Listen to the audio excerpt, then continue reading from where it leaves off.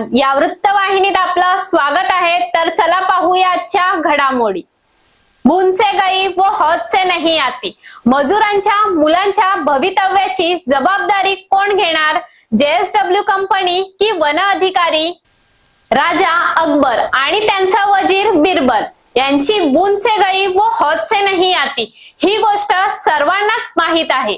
या गोष्टीप्रमाणेच JSW steel कंपनीचे सध्या धोरण सुरू आहे।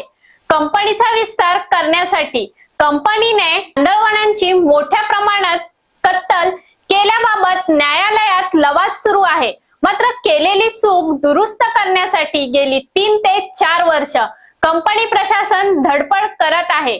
पहिल्यांदा धरमतर खाडी लगतच्या ग्रामपंचायतींना CSR फंडातून काही लाखांच्या रकमा देऊन कांदळवन वाढवण्यास प्रवृत्त केले, परंतु यामध्ये कंपनी प्रशासनाला अक्षरशः अपयश आले। आता मात्र कंपनी प्रशासनाने आयडियाची कल्पना लढवून परिमंडळ वन अधिकारी अलिबाग कांदळवन कक्ष यांना हाताशी पकडून पेणमध्ये दीव ग्रामपंचायतीच्या कार्यक्षेत्रात कांदळवनांची लागवड करण्यासाठीचे काम युद्ध पातळीवर सुरू केले आहे।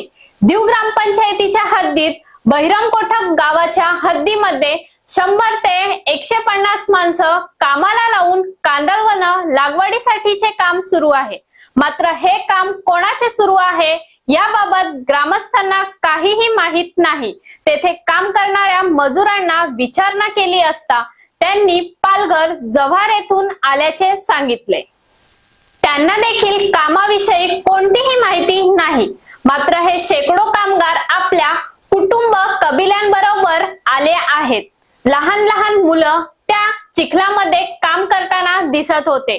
2 गोष्टी निश्चित, या मुलांच्या शिक्षणाचे काय व या मुलांना बाल कामगार म्हणून राबवतात का याविषयी विचारणा करण्यासाठी संजय जाधव परिमंडल वन अधिकारी कांदळवन यांना भ्रमंती ध्वनीवरून विचारणा केली असता त्यांनी माझ्या वरिष्ठांशी बोला असे उत्तर दिले।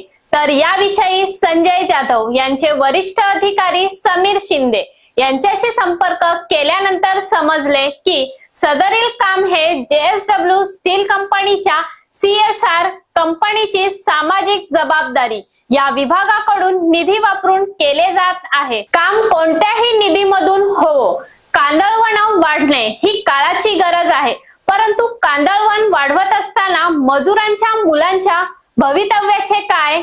आज पालघरवरून शेकडो मजूर पेण येथे आणले आहेत। त्यांची मुलं चिखलात त्यांच्यासोबत काम करत आहेत।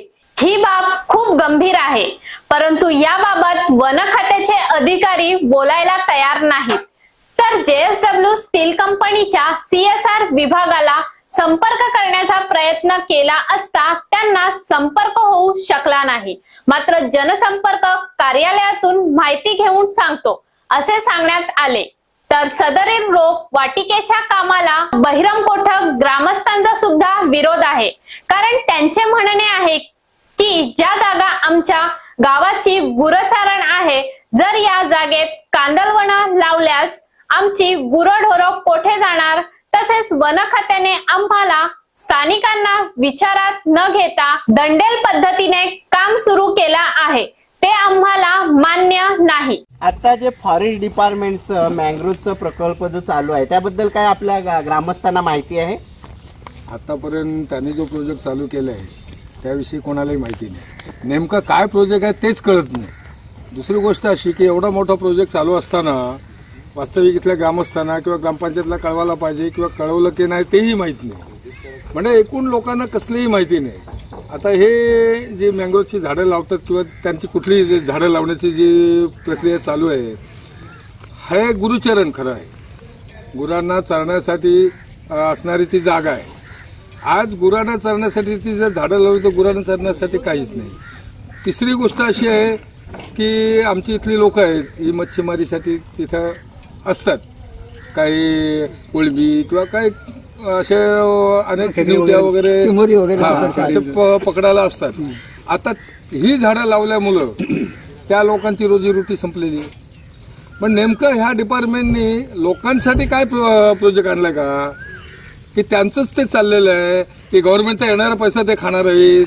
नेमकं काय याच्यातनं काय कळत नाही हो, काय आहे ते.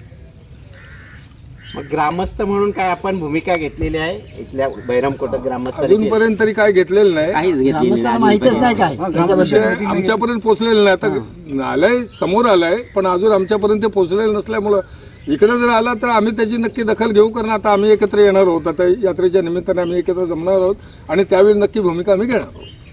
एकंदरीत कांदळवन वाढणे काळाची गरज आहे, परंतु कांदळवनांची लागवड होताना आदिवासी मुलांचे भवितव्य अंधारात येत असेल तर ही बाब योग्य नाही.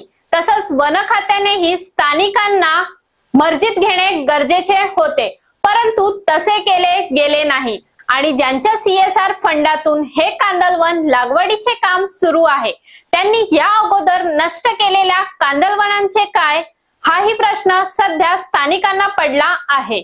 तर अशाच अनेक ताज्या घडामोडी पाहण्यासाठी गरजा रायगड 7 संवाद या वृत्तवाहिनीला सबस्क्राईब करा. धन्यवाद.